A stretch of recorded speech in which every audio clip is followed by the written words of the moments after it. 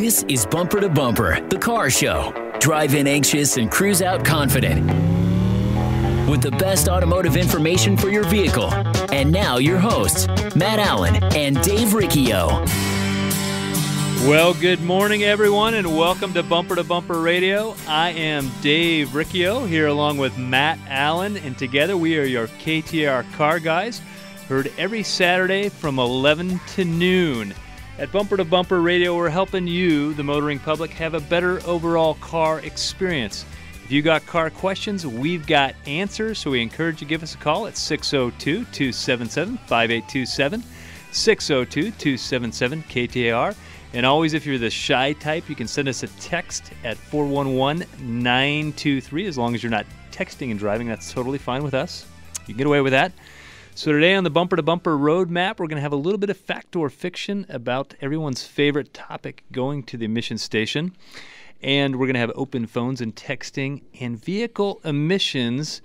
You know, Matt, I thought I knew everything about emissions, but we've got a guy here in studio that tells me I don't know much about it. Well, yeah, I mean, as we sit here before the show and we're chatting about these things, I'm starting to realize there's a lot of things that a lot of people probably don't know, and even we're in the business, and little things. I mean, the percentage of fail rates, I didn't realize some of those were that high, or what the public's perception is about the program in the first place. I think a lot of people probably, that's a government program, it's got to be bad. No, we know better, we can tell you. But I believe in this case, they're right. I mean, you ever go down to Mexico City or some of these other foreign countries that don't have any emissions testing at all?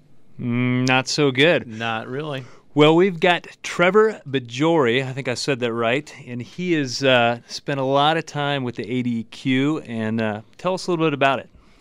Thank you. So I'm Trevor Bajori. I'm the I'm the director of the Water Quality Division, which you think, what does water quality have to do with the VEI program? Nothing. I recently moved to water quality, but before that I was the deputy director of air quality, in which I had some responsibility of the VEI program. VEI program, like you said, there's a lot of people who just think that it is not an effective program. We estimate that there's about 86 tons per day that are reduced from this program. I believe it. I mean, if I just think back even when I was a kid, I mean, the air is so much cleaner now than it used to be. I mean, you get sick standing at a street corner of a busy intersection with all the car exhaust. Oh, you can smell them. And there's a lot of things besides vehicle emissions that are going to go into air quality. I mean, you see the dust, and I mean, the weather can even play a big role in it. But what we can control is our cars. And whether you need to go through emissions or not, you should still have your car running well. Driving around with your check engine light is not a good thing. And besides the fact, a lot of people don't know, what was it, 50% of the people that you surveyed had no clue that their car would fail emissions with the check engine light on? Right. With the newer technology, if your check engine light is on for a 96 or newer car, you're going to fail the emissions test regardless what that light is on for. And 50%, a survey we did at the end of 2013, 50% of people were either unsure or didn't think it would make a difference. Now, I could see some people getting chapped a little bit, about that. Maybe I think there's some cases where a fuel gauge will make the check engine light on. Transmission failure will make the check engine light on. Well, transmission failure, if the car's not going into overdrive or not shifting well, it's not going to be as efficient. I might get a little bit of heartburn if I failed because my fuel gauge wasn't working right. So, yep.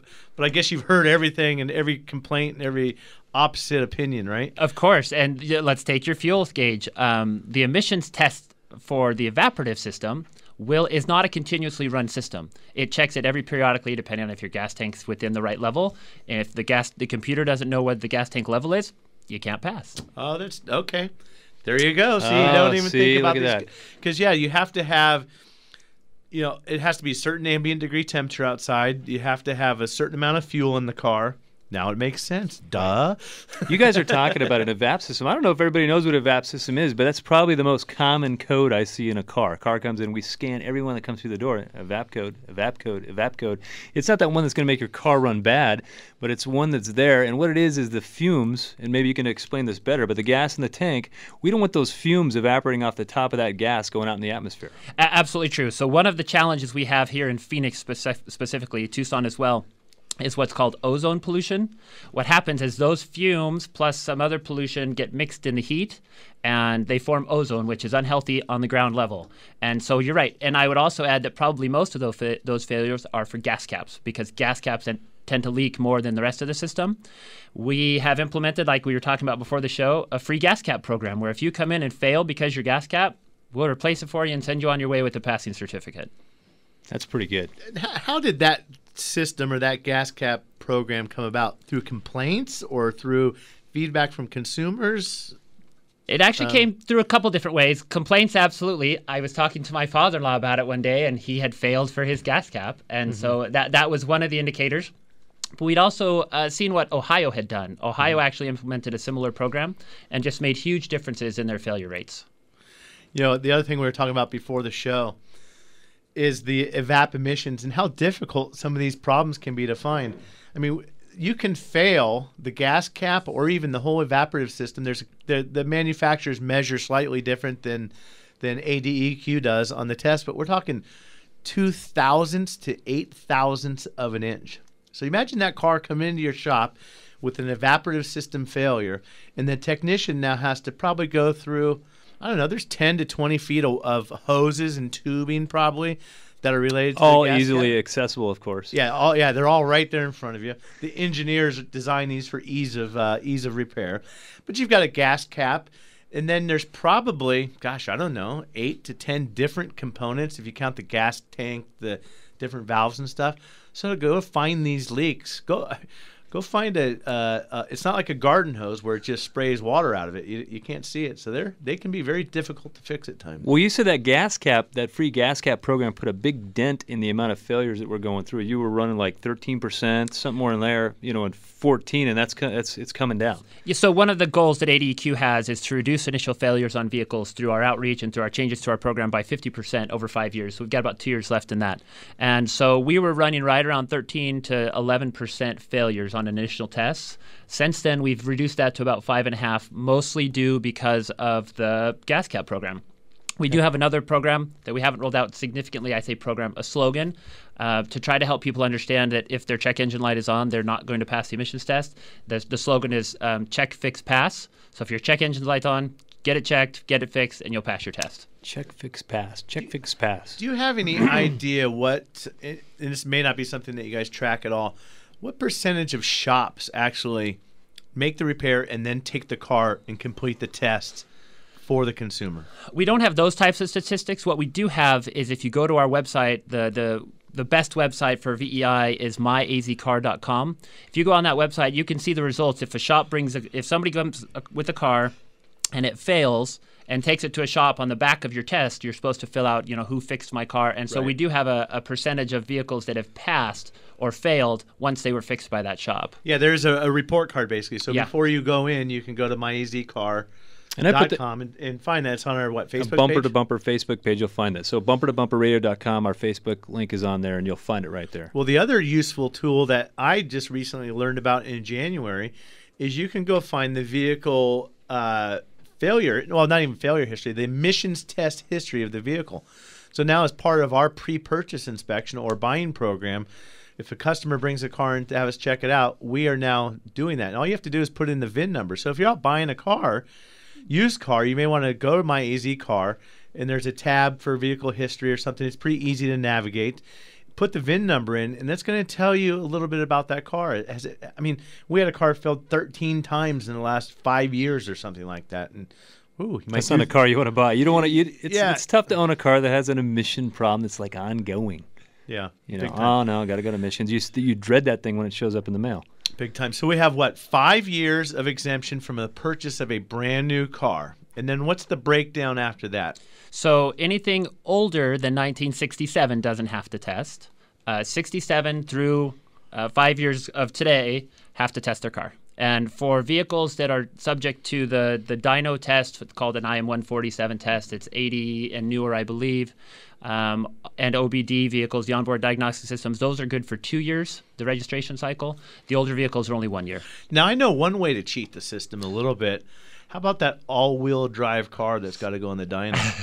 All right, so there are some cars that are designed in such a way that our system can't really test them very well. Right. So what we typically do is revert to just a standing idle test. Okay. If it's a tailpipe test, the newer cars it doesn't matter because it's the computer check anyway. Right. The car. Well, yeah, and I guess you're right. There's probably not that many all-wheel drive cars pre 90. Well, a lot of the Audis and Subarus are. So if you've got one of those hot rod Subarus or something, you may be able to get a different get around test. it a little Get a different bit, test. right? Just got to make sure it runs clean and idle. We got Tony, Joe, Robert, and Dennis in an open line at 602-277-5827, 602-277-KTAR.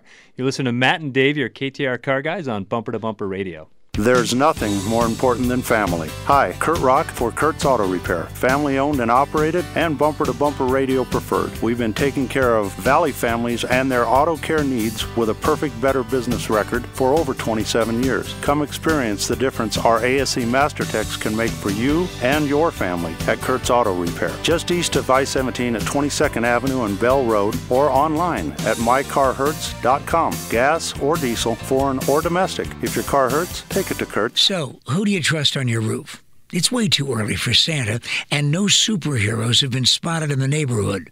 Let's agree right now, you shouldn't go up there. So, if the roof on your home or your business is over 10 years old, somebody ought to go up there and check for possible problems. Why not let Kaiko do it for free? Why Kaiko? Well, for over 20 years, Arizona has trusted Kaiko Roofing with their flat, foam, tile, or shingle roofs. From a small leak to a complete new roof, Kaiko has you covered. You see, you can also trust Kaiko to use only the finest materials installed by the most skilled workers, real roofing professionals. Invite Kaiko up on your roof for a free checkup and peace of mind. Kaiko, K-Y-K-O, 602-944-4600 or KaikoRoofing.com. All your financing options will be there too. So, why do you want Kaiko on your roof? Because they're crazy about quality. Trust. It's hard to earn and sometimes even harder to find. If you live or work in downtown Phoenix, Matt Allen's Virginia Auto Service is celebrating over 20 years of award-winning service at the corner of 7th Street and Virginia. Recognized as one of the best service shops in the country, their customers have come to trust Virginia Auto Service for its A+ rating by the BBB, 2-year 24,000-mile warranties, and free transportation to and from your home or office. 20+ years of earning your trust. Virginia Auto Service. They're serious about service.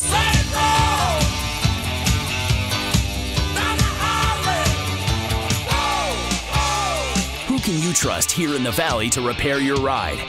This is Bumper to Bumper Radio, KTAR News on 92.3 FM. Well, welcome back to Bumper Radio. I am Dave Riccio here along with Matt Allen, and we've got Trevor Bajorian with us from the state emissions people. Something or other. Not good at all these The guys that a lot of people want to cuss at when they fail emissions. Right, but they're really doing a good thing, and it's cleaning up the air. And so if you guys have any questions related to emissions, 602-277-5827. Trevor can help us out with any other car questions as well. He said I can, fuel injection problems, computer programming, all that stuff. You can give us a call on whatever you want to talk about. It reminds me of a part from my favorite movie. Afternoon, Smog Patrol. Had your emissions checked? No, sir. Fluorocarbons, ozone? No, sir. Well, let's check it out. I love Fletch. Fletch. There's always a spot for Fletch. There's so many scenarios where Fletch just fits right in real well. And if you haven't seen Fletch, that's like mandatory viewing. You need to get out from underneath the rock.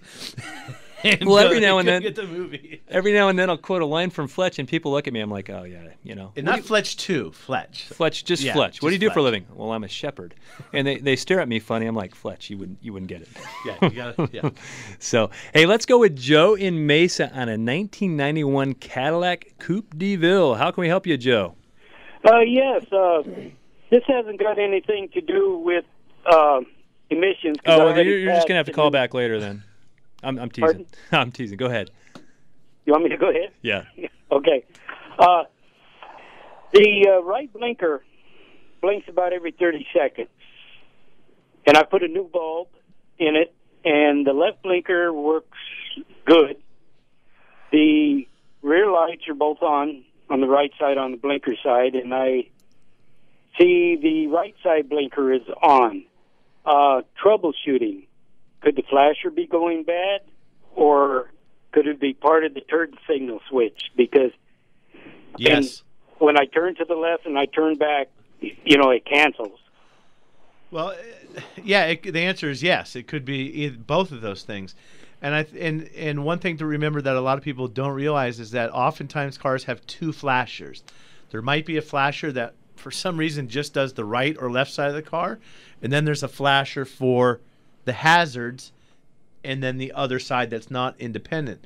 So what I typically, the easiest test, you said the left side was working fine, or one side was working fine. I would turn that side on, and I would go around and look at each one of the lights that is flashing.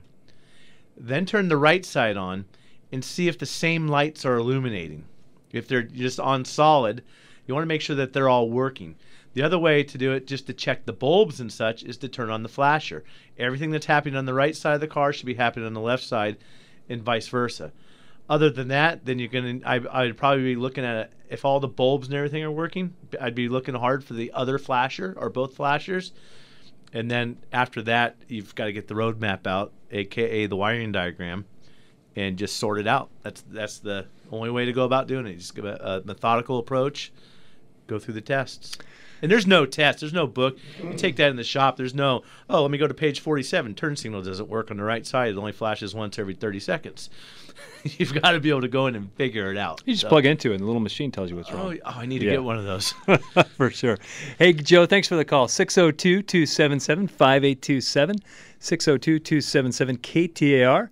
We've got a patient, Robert from Phoenix, calling on a 2011 Chevrolet Silverado. Hey, how can we help you, Robert? You're on Bumper to Bumper Radio. I've got a question about exhaust. Now, I'm looking into putting in a loud, obnoxious exhaust because my truck is lifted and it's very pretty and I want it to sound good. Well, if you're going to look good, you got to sound good. Yeah, exactly. That's my philosophy anyway. Anyhow, I was wondering if there's any problems with emissions with that. I know in my younger days I used to hollow out catalytic converters and make it sound really, really nasty. But here in Arizona, I'm new to Arizona, so I'm new to this whole emissions deal out here. Yeah, it is a little bit different in the state of Arizona versus some other places, for sure. So, Robert, I had my fingers in my ears saying la la la when you said something about hollowing out a catalytic converter.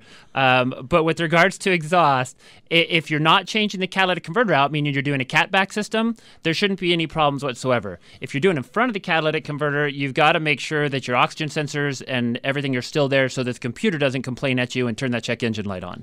Well, yeah, and you would never, that would essentially be ruining what amounts to a brand new truck to me. 4-year-old truck, and somebody goes and hacks it up with taking out oxygen sensors. It just doesn't work well. But there are companies that make high flow catalytic converters, and the performance exhaust companies are all making these converters because they know there's a market for it. People want to use them and want to hop up their cars. And the manufacturers that are making those equipment have to ensure that they are not going to A, void your warranty if you still have it, or B, cause your emissions to be something that'll not meet federal standards. And that's one thing, too. These car manufacturers have to guarantee the emissions equipment for, is it 8 years and 80,000 miles? Correct. That's federally mandated. Correct. So, hey, thanks so much for the call, Robert. We are going to go with Chip real quickly from Mesa on an 05 Ford Excursion. How can we help you, Chip?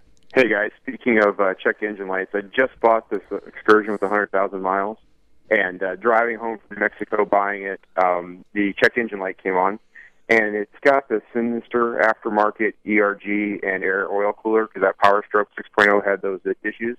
Mm-hmm. Do you guys recommend somebody to work on something like that?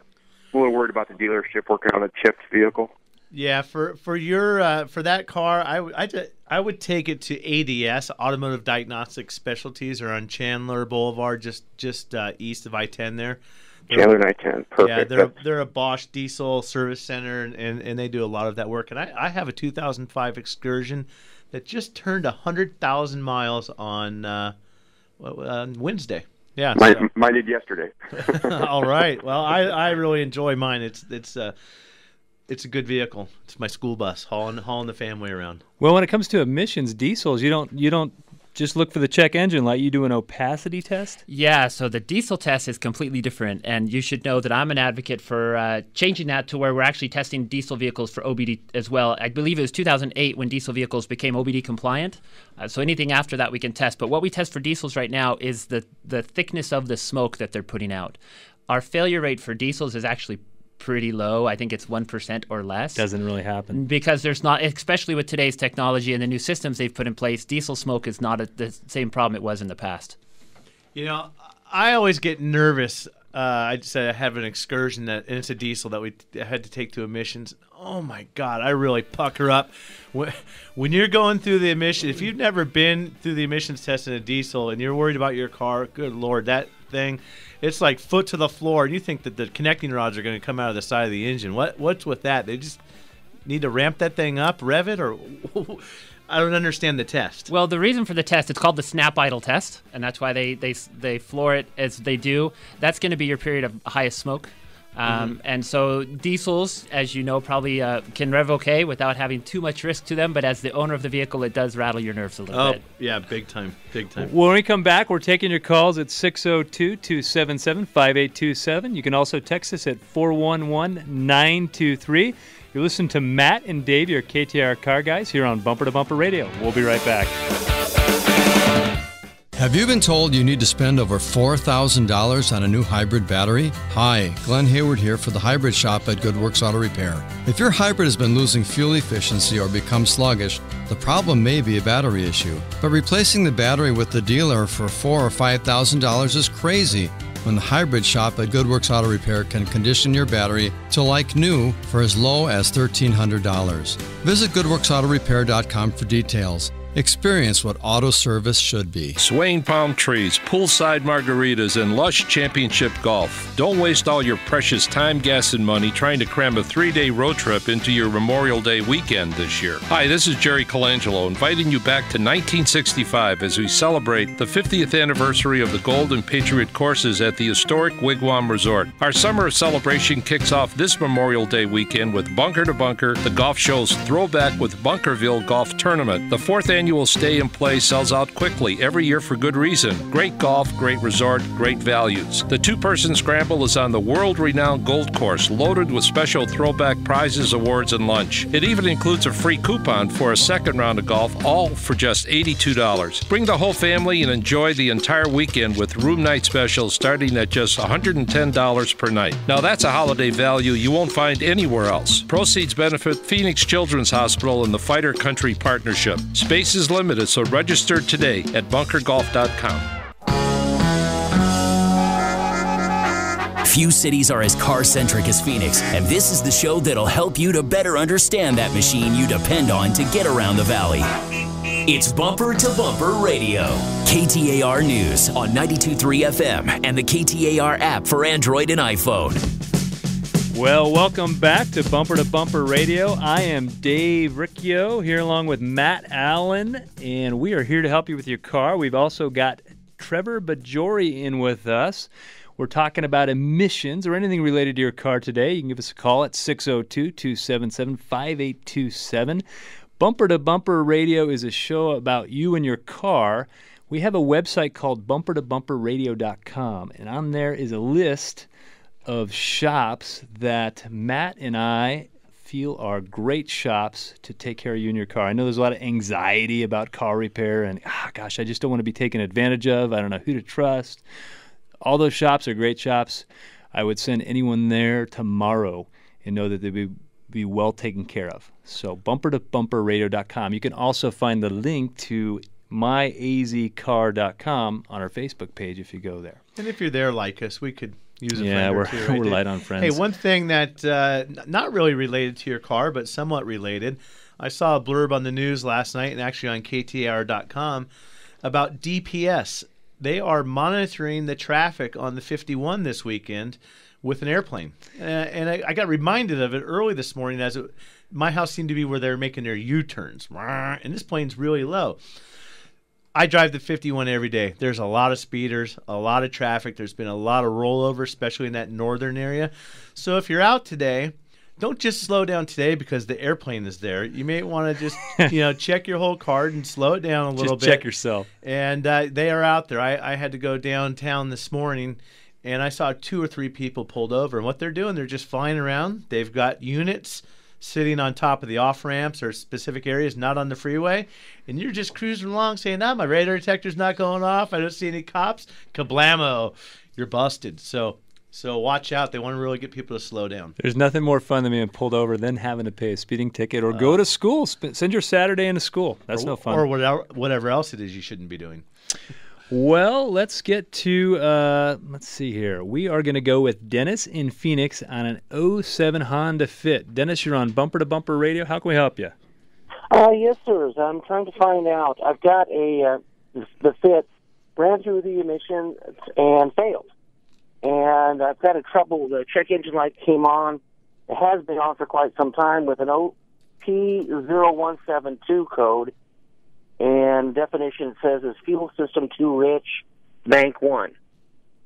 Now I've gone through and I've replaced the O2 sensors on my catalytic converter, front and back. I've done the coils. I've done fuel injectors. I've spent over $1,000 to get it fixed, and it's still not working right. So I ended up getting the waiver, paying for a waiver, but I still need to get this fixed. You do, and that's what I would call a wag, and $1,000 wag. Wild a guess? Yeah, I mean, man, and I hate to hear that because you just wasted a bunch of money. Nothing that you did fixed your car. I mean, we need to, somebody needs to get in there and find out what's happening. Just a lot of people kill the messenger. The oxygen sensor is just telling the story of what's happening in the exhaust system. And sometimes they lie. I mean, sometimes they're out of calibration. They're not thinking like they should think, and they are bad. But there's tests to do that. Catalytic converter, same thing. You can know that converter is good or bad basically just off the readings of the pre-cat O2 and the post-cat O2. Too rich. That means it's getting too much fuel, and the oxygen sensor is seeing that. And that oxygen sensor is saying back to the computer, hey, there is too much fuel down here. Give me some brake. Cut it back. Cut it back. And so the car has to cut back the fuel. So either the car doesn't have the ability to cut it back anymore, which would be a mechanical failure. Maybe there's sucking something off the evap. You might have an injector that's hung open. I'm not sure. I don't believe that car has a mass airflow sensor. Somebody just needs to get in there with the right equipment and do some testing and get it fixed. Well, he brought up a good point, and I don't really know a ton about it, but I was hoping Trevor could answer to it. He got a waiver. Now, what is a waiver all about, and how does someone get a waiver? Okay, so the waiver program is designed for vehicles that are failing. They actually have to go through the test twice and fail twice and document that the cost to fix the vehicle is over a specific threshold. The important thing to know about a waiver is that you can only have one in the lifetime of the vehicle. It's not as long as you own it and you sell it and somebody else can get a waiver. It's the lifetime of the vehicle. In fact, that's supposed to be disclosed when you sell a vehicle. Huh. Yeah, I was going to say that can really hurt the resale value of a car. 2007, I still consider that a new car. It's a modern car, and I don't want to make you feel bad, but that car probably could have been fixed for much less than $1,000. It's just my initial guess. Is there stats on what the average repair costs and such are? Because I know when we fill out the form, we've got to put down the dollar amount. Do you know what the average OBD2 repair is? Well, the challenge with that is the data that we get on costs is not skewed. Our data. Yeah. And, for example, when I take my own car through and I fix something, what's the cost? 0. And so I'm skewing the numbers even though I may have spent money on it. And so we do have some costs. It's really low, honestly. A lot of people don't fill that out. We want that information to be able to analyze it and figure out how we can help people. But ultimately, if they don't put it on, we're still going to retest your car. So the data isn't very accurate.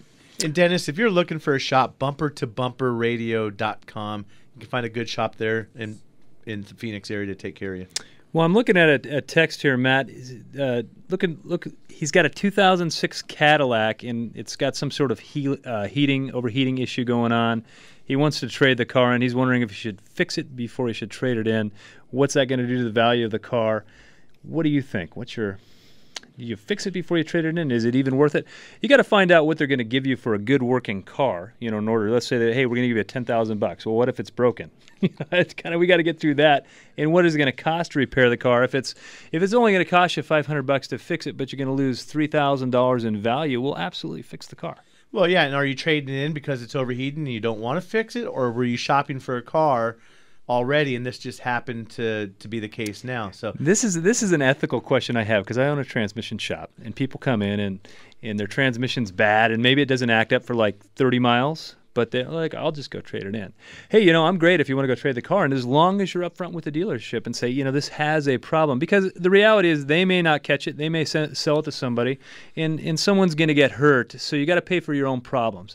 You can't make them somebody else. Quite honestly, Dave, I don't think that you go trade that car and tell the dealer it's got an overheating problem. They're not disclosing that. No, they may pass it right back on. Most of those cars, unless it's a really nice cherry car, it's never going to see the car lot. Or they might go run it through their used car, get ready, and see what's wrong with it. And then if not, it's going to get blown out to the dealer. To the auction. So, but you definitely don't want to sell that car. Like you said, Dave, an ethical question. You're going to go sell that car to a single mom or a family that's, needs to get something going. And then all of a sudden, you're free and clear and you got your money in your pocket, but you just serve these guys up a plate of poo. Greed can be a problem. Well, we're going to go with Jeff in Phoenix on a 1997 GMC 1500 pickup. How can we help you, Jeff? You're on Bumper to Bumper Radio. Good morning, guys. Yeah, I have a couple of questions for you. I got about 211,000 miles on this truck. I've had it forever. When it's warm, when it's cold, no problems with oil pressure. Once it heats up and you go to an idle, which is about 600, 700 RPMs, the oil pressure gauge goes to zero, light comes on, all of that thing. And then unrelated to that, at about 70, this thing has a hesitation in it that doesn't affect the RPMs, but you can feel it, and it's on about a 12-second interval. 12 seconds. So you feel like is it like a hesitation or more of a hiccup? Does it feel like a hiccup? It's a hesitation, almost like it stops firing, it slows down. Just it doesn't really slow down, but you can feel like it almost wants to, and then it only lasts. So it has a 12-second interval, but it only lasts for a split second or half a second, enough to feel. 12-second interval at 70 miles an hour. What about at 75 miles an hour? Yeah, from about 65 to 75, it does it. Anything slower, it doesn't really. You don't notice it. Wow. We need one of our armchair quarterbacks that's texting to send us a message on that one. As far as the oil pressure goes, I'm not sure where the model year split is, but there are some of those that the oil pressure ring or the O-ring for the pickup tube for the screen, those things dry rot, get hardened up and split, and it will allow it to suck air. I'm just not sure when that started happening. It was on the 5.3-liter engine. I think that came out more in 99. I'm not 100% certain on that one. But we need to get a good oil pressure test. Someone needs to hook up a mechanical gauge and actually do a real pressure test and confirm that it's bad, or confirm what the oil pressure is and make sure it's not just a sender or a switch. Yeah, or and 212,000 miles, there's a little bit more room in them crank bearings. Big time. And then as far as that hesitation problem, drop it off. That's something, if you brought that to my shop, we'd have a more in-depth conversation. We might go out and drive it with you. But I'm going to tell you, we need the car for a couple days, and we need a couple $100 to start looking. Well, we've got a text here. Hi, guys. I have a 2004 Jeep Grand Cherokee. I had my alignment done a few months ago, but my Jeep would violently shake. My steering wheel is uncontrollable. That's the old Jeep shake, huh? That's the death wobble. And that happens. Yeah, what's happening in there is the caster, which is one of the alignment angles, is out of alignment. But it's out of alignment because there's a worn part, probably a trailing arm bushing or something in that front suspension. So, I can feel it. It's probably around 45 or 50 miles an hour, and you think you think it's over. The world's coming to an end. Then once you slow down a little bit, hit the brakes, sometimes you can drive through it, sometimes you can't. Well, I've had a lot of Jeeps, and they're all lifted. And when you start lifting Jeeps, you start really running into those problems. One of the ways I used to do it is just beef up the steering stabilizer, and that would take care of that caster shake. Yeah, but next time you're at the grocery store, start running with the grocery cart, and if you've got one with a bad wheel, that thing is screaming back and forth, left and right.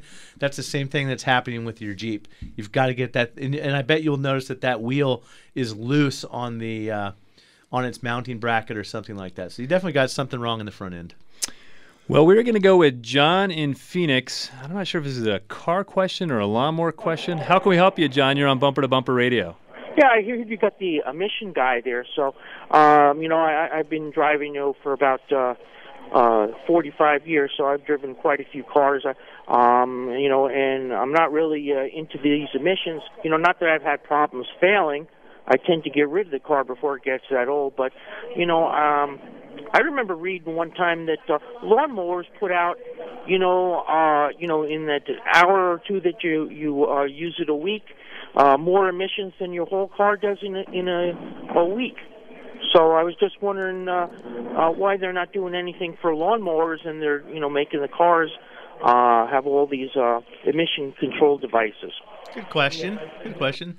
All right, so a couple things here. One, especially if you're using a 2-cycle engine on your lawn equipment, absolutely, there's a lot more emissions coming from that. There's no feasible testing program that we could develop for that, although EPA has come out with more stringent standards to control that from a manufacturing side. As the equipment's manufactured, they have to meet more stringent standards, but a lot of that is also dependent on the maintenance of the equipment. If you're not maintaining it, changing the spark plugs, changing the filters, you're right that there's a lot of pollution from that, but DEQ's perspective is we're going to control what we can control. Yeah, I bought a weed whacker. It's a pole saw. I've got a lot of bushes and stuff, so I do my stuff in my it's a 4-stroke, but it does still take mixed oil. It's got a catalytic converter on my weed whacker pole saw. I was shocked when I bought that. So Dave is trying to do something over It's there. time for Fact or Fiction. Haven't played that in a while. I'm a little out of touch. All right, the fact or fiction for today, Matt, I'm going to ask you first, and then I'm going to ask the emissions guy if you're right or wrong. I think you can get this one right, though. I can disconnect my battery just before going to the emissions station, and I'll pass. Fact or fiction? Be careful. I'm going to have to say it's a big old fiction. Big old F. I don't know, Trevor, is he right? I mean, people do try it. Absolutely, they try it all the time. So the deal with pulling your battery, or if you have a scanner, you can connect the scanner to the car and clear all your codes. What that does, though, is there's certain systems on your car, like the evap system we were talking about before, that aren't monitored continuously.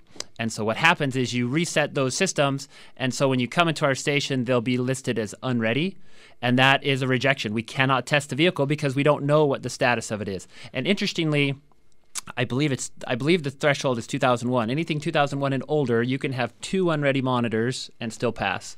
In 2002 and newer, you can only have 1. We've changed our program recently to where if you come through and the vehicle is unready, you have to wait till the next day to come back through again. It means you're going to be driving the car, hopefully the monitor's set. If you fail that second time, or you're rejected that second time for being unready, you got a couple more days you have to wait. And so it's the intent of that is to make you drive the car a little bit and hopefully get it ready. So it can test itself. Well, when we come back, you're listening to Matt and Dave, your KTAR Car Guys on Bumper to Bumper Radio. Hi, I'm Scott, General Manager with Whitey's Auto Repair here in South Scottsdale. We built a reputation for quality auto service and repair for over 45 years, and our customers have come to trust us for our recommendations. We value that trust, and that's why when it comes to transmissions, for the past several decades, we have been recommending Tri-City Transmission. They have yet to disappoint. I feel so strongly about it, I wouldn't go anywhere else. Why would you? Google them online today at tricitytransmission.com. Go where the pros go. Tri-City Transmission. When you're searching for an automotive service relationship, quality and trust matters. Hi, Dave Denman here from Dave's Car Care, where we've been servicing our customers from the same location with the same ownership for over 32 years. We're on the northwest corner of 51st Avenue in Peoria. At Dave's Car Care, we strive to earn your trust every time you turn the key. With a friendly and courteous staff that has earned us a A+ rating from BBB, AAA approved auto repair, because we really do practice what we preach. We provide nationwide warranty, shuttle service, available loaner cars, and financing options to make your experience with us convenient. We also give you the peace of mind that your job gets done right the first time, with ASC certified technicians at a clean, state-of-the-art facility. We're your neighborhood service solution for all makes and models and a great alternative to the dealership. Dave's Car Care, where quality has always and still does matter. Check us out at davescarcareaz.com. Ready to improve your game? Hi, I'm Greg McLean. And I'm Brandon Harris. We created Premier Fitness Systems, a completely unique training and golf performance center in Scottsdale with a focus on strength, flexibility, posture, alignment, and body position. Having achieved great success with professional golfers and teaching pros, we're now offering you a challenge to improve your game with a free TPI golf screening and 2 golf performance training sessions. For our offer and testimonials, go to premierfitnesssystems.com. Improve your game, improve your life. Premier Fitness Systems. Trust. It's hard to earn and sometimes even harder to find.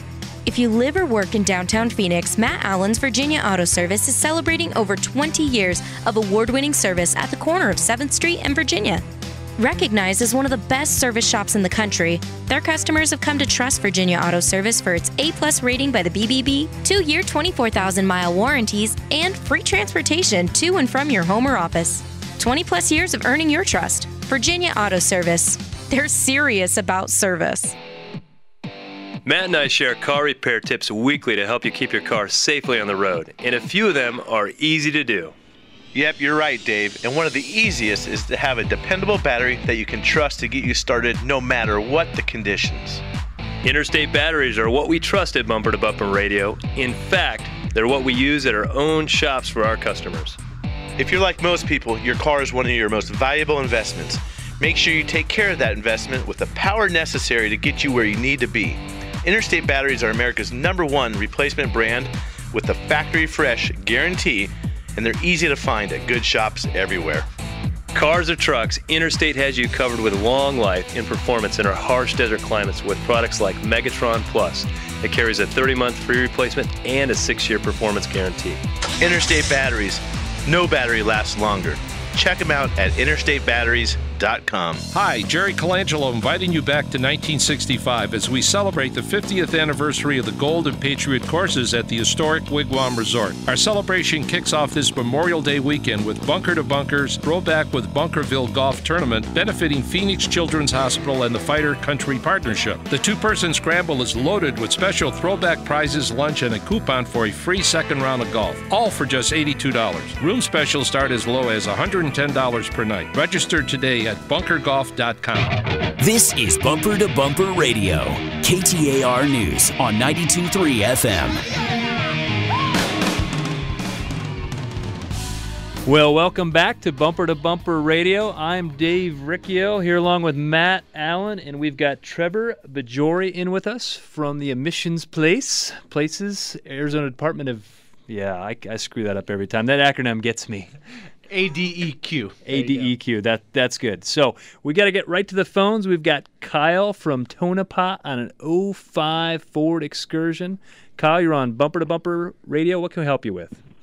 I'm calling about that guy that just called in about his 05 he had with the check engine light. Yeah. Can you hear me? Yeah. Okay. He's probably has an EGR delete. And that's going to trigger a P0401 code, which is an EGR flow, insufficient flow code. I had the same issue with mine, and did a little digging and discovered that my EGR cooler, the ends were welded up. Mm-hmm. The way you can find that, get somebody with a good scan tool. You monitor your intake air temperature too, and you command the EGR flow.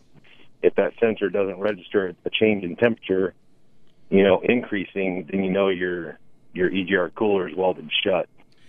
It's not going to have any effect on performance, and just thought I'd throw that out there for that guy in case he's worried about his check engine light. Yeah, but then the problem is you have the emissions failure. You want to probably get that fixed, because there's a problem with leaving the check engine light on just because you say you know what it is. It doesn't discriminate. It doesn't tell you what the next problem is. And actually, on my excursion, I did put on the EGR cooler, the aftermarket this and that. And the EPA has been cracking down on companies that would, that 6-liter engine is the same thing that's in a heavy-duty Navistar truck. So what I was going to do, but I couldn't, was delete the EGR valve, do the computer reprogramming to get around that, because that EGR cooler has been a problem.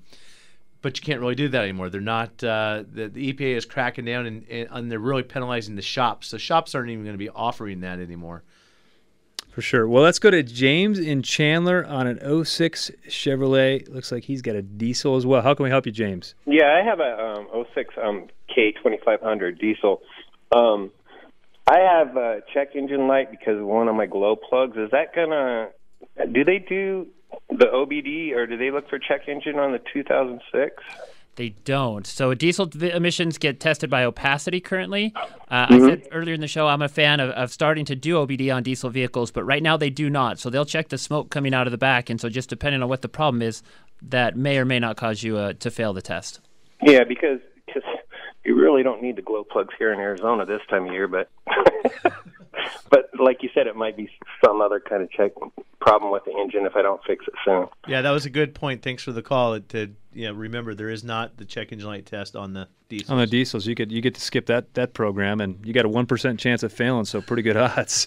So we're going to go with Chris in Mesa on a 2008 Ford Taurus. How can we help you, Chris? You're on Bumper to Bumper Radio. Hey, guys. Good afternoon. I love your program. Wanted to make sure you know that first off. Thank you. I got a 2008 Ford Taurus, and I've got a real bad brake wobble. And it's usually anywhere higher than 45 to 50 miles per hour. You touch the brakes, and the front wheel just starts going nuts. Okay. And it's gotten to the point where it's actually the steel is showing on the very inside of the two front tires. So, I mean, I've replaced them, obviously, but it's just driving me nuts. My first thought is that you have a brake problem, but now that you're taught, brake problems are not going to wear the tires out, though. Yeah. So I'm beginning to wonder if you don't have a problem with the steering, suspension, a tie rod end, or something like that, a control arm bushing, and when you step on the brakes, it just makes it worse. You could have two problems. You could have a slightly warped brake rotor that appears even worse because you've got a worn-out front suspension component or steering component, something like that. So I think it's a matter of getting your car into a shop. There's a couple great bumper-to-bumper radio shops in Mesa. Probably start off with a brake inspection and what we would call basically shaking down the front end. Yeah, make sure there's nothing loose, blown strut, something like that, causing those problems. Yeah, more likely. But, there's some debate. Do warped rotors really cause the is it warped rotor or is it pad transfer? Is it material transfer from the pads to the rotors? Dave and I went and toured Centric Brakes, and that's what their big thing was. That you're really not warping the rotors, but I don't know that I buy that 100% because real world we machine rotors on some cars, and they are warped like crazy. So for sure. Well, thanks for the call, Chris. David, we're going to get to your call off air. But I wanted to thank Trevor for coming in to help our listeners with these emissions questions. I know it's the great unknown, and gosh, I sit here in line in this car, and am I going to pass? What's going to happen at the other end? I think people have a lot of questions about that. What would be the number one question you hear? I think the number one question, well, besides how long am I going to have to wait in line, which check myeasycar.com. There's a Q cam that you can actually see pictures of what's on there. And then the other one is, am I going to pass if I have a check engine light on? And so I want to make sure that everybody knows, no, you will not pass. Get that fixed before you come in. And we made a good point, the check engine light, because I've literally seen people come in the shop and there's a little piece of black electrical tape right over top of that check engine light. And that check engine light doesn't discriminate. It's a yellow light, and we say yellow lights don't mean you got to pull right over because it's an emergency, but it's something you do have to deal with. It's like caution. If you say, oh, that's on because I got a bad gas cap. Well, when you got a bad something else, you're going to have no idea that the state of the vehicle has changed. So it is definitely worth not, keep your car fixed. You can, one weed, you can ignore it, 2 weeds, 3 weeds, keep your car, have some pride of ownership, take care of that thing. I see cars with 70,000 miles on it are complete jalopies, and I see the next one with 150,000 miles on it. It's a real cream puff. Yeah, and when you're driving downtown someday, look at that big brown cloud over there and just think how much you could be contributing to that. I mean, you're only a little teeny bit of it, but a lot of little teeny bits equal a big brown cloud. Well, thanks for joining us. Thanks, Bree, for running the show. If you're looking for a friendly, honest, competent shop, you can find them at bumpertobumperradio.com. As we said before, make sure to like us on Facebook. We're looking for some more friends. We're running shy. Remember, never to text and drive, and clean up the air. And if you got one of them smoky lawnmowers, it's time for a new one with a catalytic converter on it. We'll see you next week.